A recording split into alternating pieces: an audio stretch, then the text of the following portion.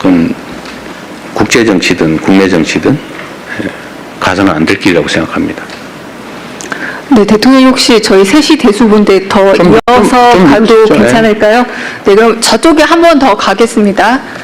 네, 석간신문입니다. 문화일보, 네, 나유석 기자님. 안녕하십니까. 이번에 순방 긴 일정 너무 고생 많으셨습니다. 문화일보 나연석입니다. 저는 유럽연합 정상회담 의제 어떤 철강 무관세 커터 네. 관련해서 하나 여쭙고 싶습니다. 이 순방 떠나시기 전에 그 회담 조율 과정부터 우리 정부가 이 한국 기업들의 피해가 최소화되도록 이 얻어낼 부분을 확실하게 얻어내야 한다는 그 강력한 의지가 있으셨던 걸로 알고 있습니다.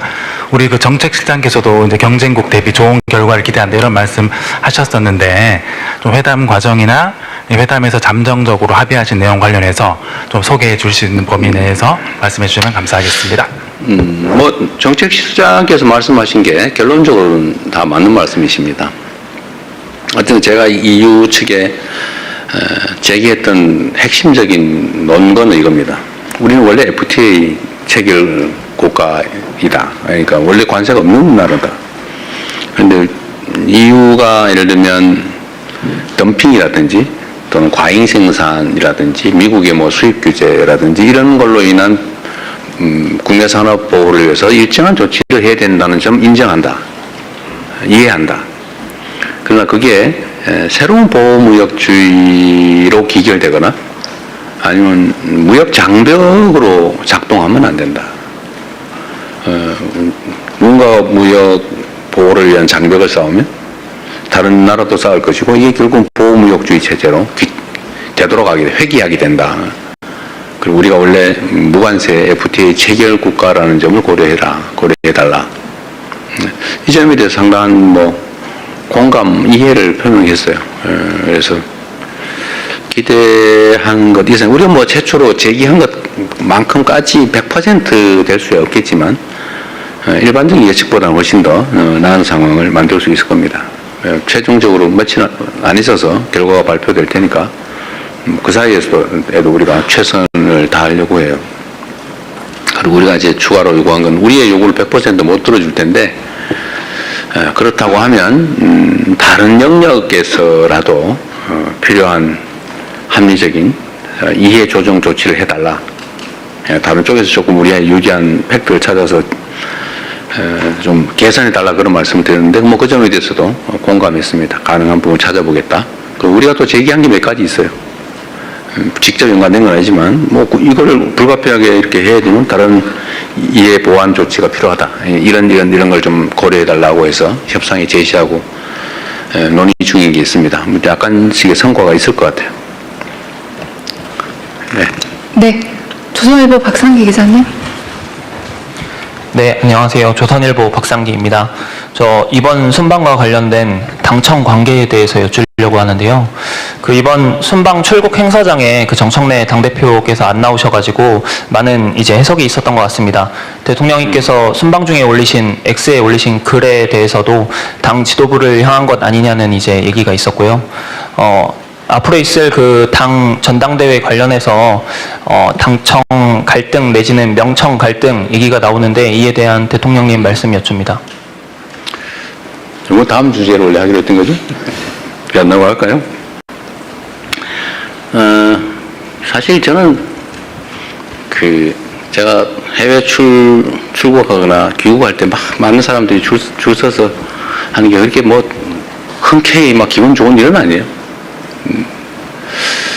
그냥 통상적인 업무 중에 일부인데 그렇게 좀 할 필요가 있나 이런 생각을 했던 거고, 이번에 나갈 때는 그렇게 꼭 해야 되나 그런 생각이 있었는데 하여튼 일부가 참석을 못하는 또는 안 하는 그런 상황이 생겼던 것 같습니다. 저는 당청 관계에 대해서 당도 정부에 대해서 필요한 쓴소리 할 수 있죠. 저는 좋은 소리만 해야 된다고 생각하지는 않아요. 그러나 정부는 당이 만든 것이죠. 그리고 정당의 본래 목적, 존재 목적은 헌법에도 써져 있지만 권력 정치죠. 선거를 통한 국민들의 선택을 받는 거예요. 그건 당연히 경쟁을 해야 되고 경쟁의 핵심은 국민의 지지죠. 지지가 많은 쪽이 권력을 위임받는 거죠. 정당의 본래 목적인 권력을 쟁취하는 겁니다. 이게 한 번에 끝나지는 않죠. 민주사회에서는 일정한 기간을 두고 주기적으로 그런 선택을 국민들이 하게 됩니다. 끊임없이 국민의 선택을 받기 위해 노력해야죠. 국민들 사이에는 의견이 당연히 갈리죠. 또 생각도 다르죠. 이해관계도 다르죠. 생긴 것도 또 다를 수 있어요. 뭐 다르죠. 다. 온갖 다름이 있습니다. 무지개보다 더 많이 다르겠죠. 그런데 정치는 자신들의 본질적 지향이라고 하는 게 있죠. 그러나 그 본질적 지향에 적극적으로 동의하고 공감하는 사람만 모아서는 전체를 대표하기 어렵습니다. 제가 그런 얘기를 자주 듣는데 이론가, 운동가와 실천가, 정치인은 다르다. 정치는 현실이죠. 그리고